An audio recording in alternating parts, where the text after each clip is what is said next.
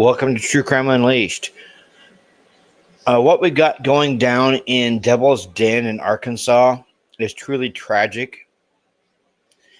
A mother and father was killed in front of their kids they were trying to protect, and the killer is still on the loose.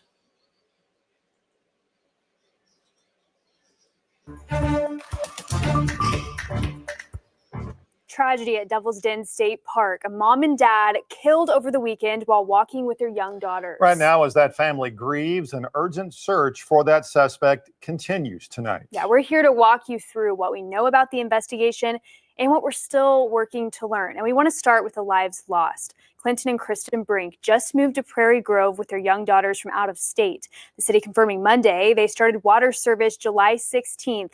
10 days before the attack. We've learned Clinton transferred from his job at Prairie Farms Dairy in South Dakota and was set to start a new job on Monday, delivering milk in Fayetteville for Highland Dairy. Clinton and Kristen had 3 daughters. Their 2 youngest, ages 7 and 9, as we know, were with them at Devil's Den on Saturday. We know they were not injured in the attack, and they're now being cared for by family.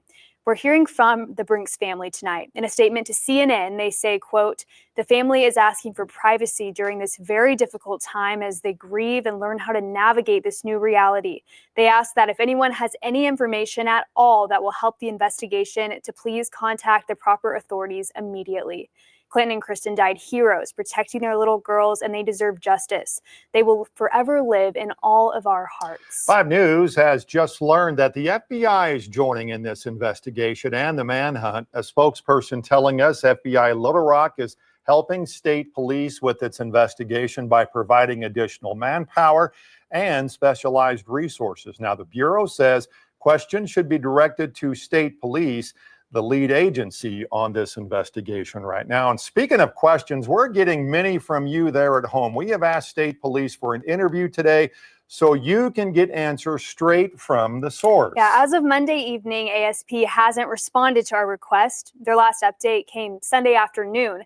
A state police spokesperson told CNN, though, they hope to release more information Monday night or Tuesday morning. Well, here's what we know so far about the suspect. State police say they believe the suspect is a white man with a medium build. They say while in the park, he was wearing a long sleeve shirt with the sleeves rolled up, dark pants, a dark ball cap, sunglasses, and fingerless gloves. Investigators believe he left the park in a black 4-door sedan, possibly a Mazda. State police say that car may have traveled on Highway 170 or even State Highway 220 near the park. Some added context now for this. State Highway 170 runs.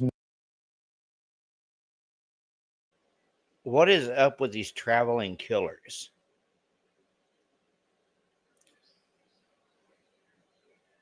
Could this be an isolated incident, or could this couple be the latest victims for a transient serial killer? North out of Devil's Den, and it connects to I-49 there in West Fork North. 220 goes from the park through Crawford County South and then connects with Highway 59 there in Cedarville in Crawford County. State police ask those who visited Devil's Den on Saturday now to check any photos or videos you might have taken for images of the suspect. If you have any information about any of this, to call the number there on your screen. That's at the State Police Troop Headquarters, Troop L, 751-6663. Investigators say people who live nearby the trail or security cameras should also notify Troop L with relevant leads. They're asking people not to post those photos and videos for the integrity of this investigation. Now, if you're just getting up to speed on this story, let's take you back to the beginning. Yeah, it seems like it's been forever ago, but it's only been just a couple of days. Here's a timeline of the law enforcement response. The first call came into the Washington County EMS a little before 2:30. Medic for circular first responders, stage for police, assault, possible stabbing, Devil's Den State Park. It was only a few minutes before a swarm of law enforcement officers made it to Devil's Den. That's when visitors who were at the park became a little concerned. So we've been here all day. We're from Texas, so we came in for the weekend, and we came up here and there are cop cars all around there, and we're a little concerned, and they said that they couldn't say anything, but that everything was closed for an emergency. Then the search was on for a suspect. Suspect is going to be a white male wearing white gloves, sunglasses, a dark colored pants, and a dark colored tank top. He took off in a small black sports car with taped over plates. Direction of travel, went across the bridge leaving Devil's Den and stayed on the highway. We're all sweeping the trail, me and I've got a maintenance person with me, interpreters with first aid kits trying to locate the family. Less than an hour into the search, Hear yells calling for help. We're hiking down. 10-4, we're hearing them too towards the end of the lower part of the Devil's Den Trail. by the time police got to where they heard those screams, it was too late. Trying to relay to the office. So we found the victims down here. They're on the lower Devil's Den Trail. I've got two bodies. 5 News first responded to a tip about that large police presence and an investigation at Devil's Den around 4:30. When our reporter got there, troopers would not allow him into the park and did not provide information. At 8:40, 6 hours after the first call, state police released a statement about a manhunt for the suspect who may still be in the area. That set off a firestorm of social media posts, especially from those who were in the park at the time, wondering why it took so long to get any official information out. Arkansas State Police responded to those concerns, saying the location is in a remote rural part of Arkansas. It took time for our special agents to arrive on scene, locate witnesses, and collaborate information so we could release the appropriate information. All right, so here's what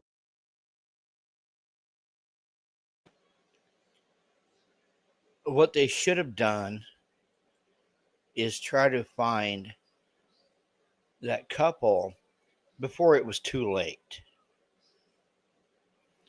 Instead of trying to find witnesses and collaborate, they should have been looking for that couple. If they would have found that couple in time, maybe that couple would have survived. we don't know about this. And again, we're relying a lot on state police to give us some information. And aside from the identity of the 2 victims and a description of the suspect, we don't know to what level the public is safe.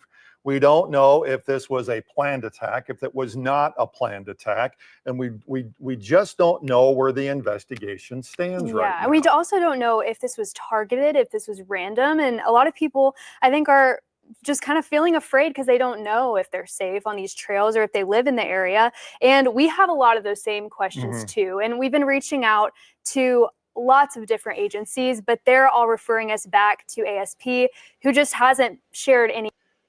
Where have we heard the phrase targeted before and random and isolated? Gee, I don't know. Idaho? Information with us apart from what we got on Sunday. And we know we understand that they have to do the investigation, but just some generalities. Is the public safe? What is, give us a different description or a better description of maybe a car or a suspect based on other witness interviews. We hope to get more in the next few hours. And hopefully tonight, they said, or tomorrow morning, we might have some more information so we'll there. We'll see how that goes. All right. Well, we want to bring in 5 News reporter Lauren Spencer right now. Now, she's been working to get an understanding of what exactly law enforcement could be doing right now behind the scenes. Lauren? Yeah, I'm here outside ASP Troop L headquarters in Lowell, where there's more than likely investigators inside trying to piece together all the information they have on the suspect.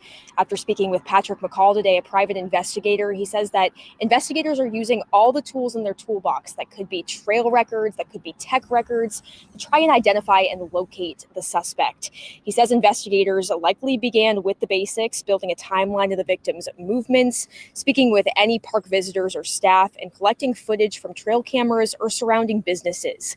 He says even vehicle color or behavior can trigger a wider database search, helping law enforcement match a car to the suspect without needing a full license plate. He says tools like license plate readers and social media tracking can narrow down the scope quickly, especially when time is critical.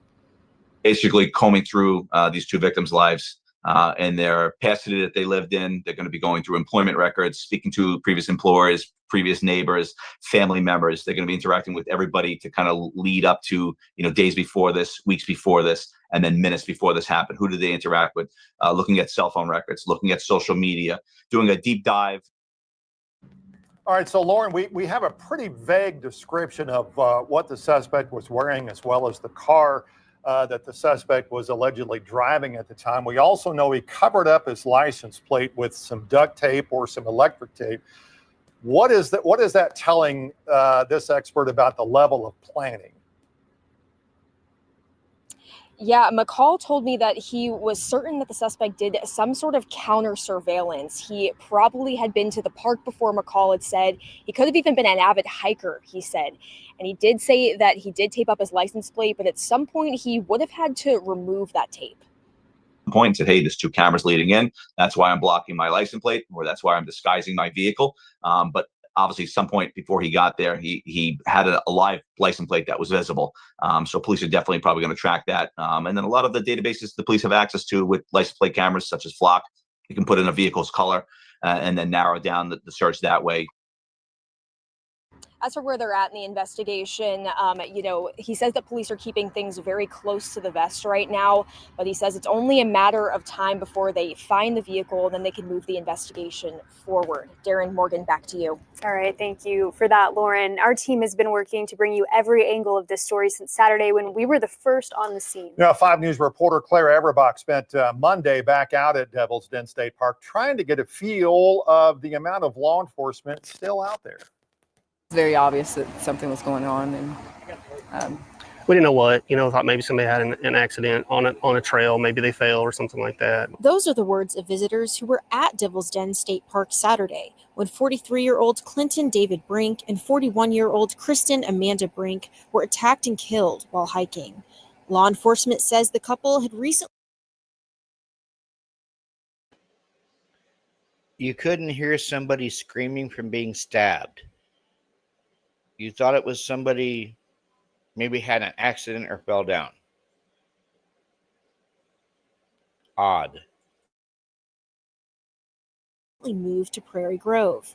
Highland Dairy confirms Clinton Brink had just transferred from its parent company in South Dakota and was set to start work in Fayetteville this week.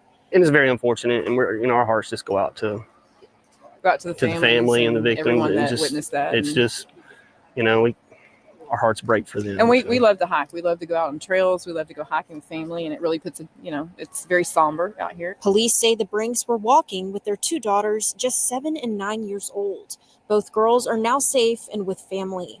You feel guilty, really, for being here, and it's like you want to have fun, but you don't want to have fun because you know what's happened. You just never know. You never know, and I think the hardest part is not having cell service. Visitors say the tragedy is a reminder to stay alert, even in places that feel safe. We do feel safe, but there is. So there's no cell service at that state park.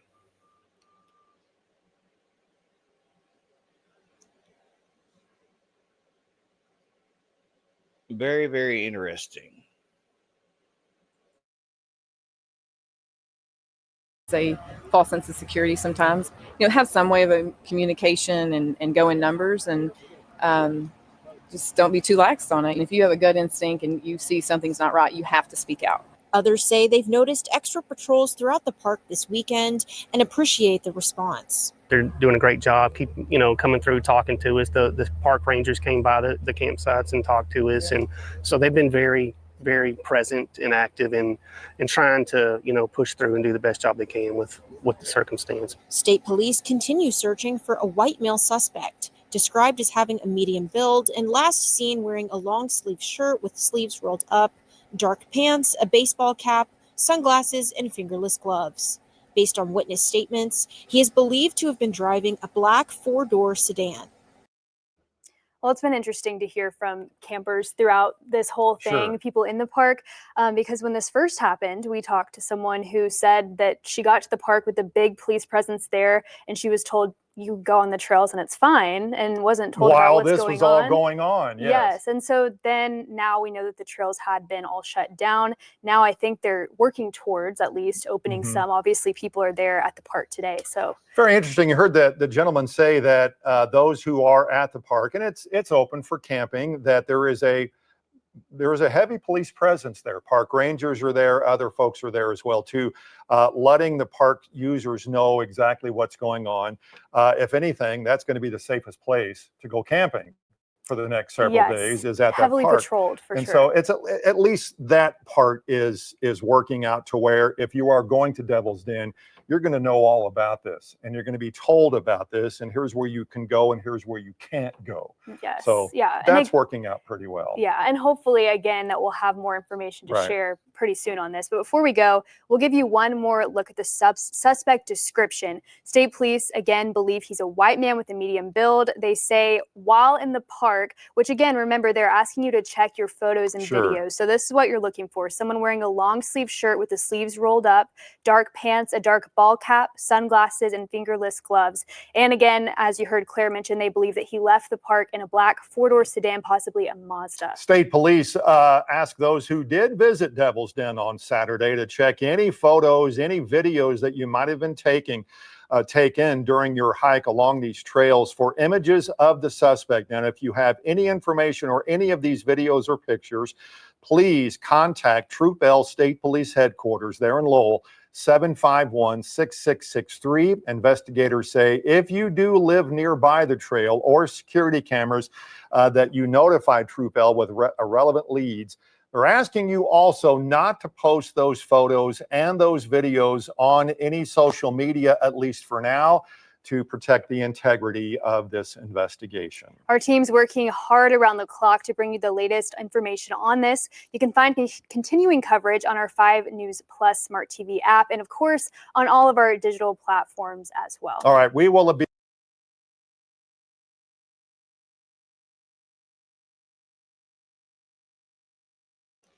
This is a new case. The killer is still out there somewhere. I'm going to start digging into this case as well.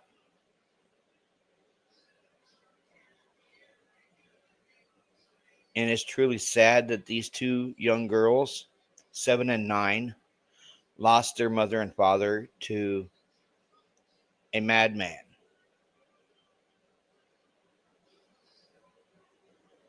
Let us all keep these 2 young girls in our thoughts and prayers. And I pray that they find the suspect that did this, so he can't do this to anybody else. This is True Crime Unleashed. Make sure you hit that like button, hit the subscribe button, leave a comment down below. And if anybody knows somebody that lives down in the Arkansas area,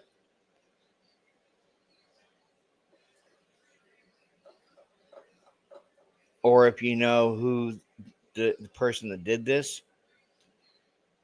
call the Arkansas State Patrol, because this murderer needs to be off the streets. Peace out, guys.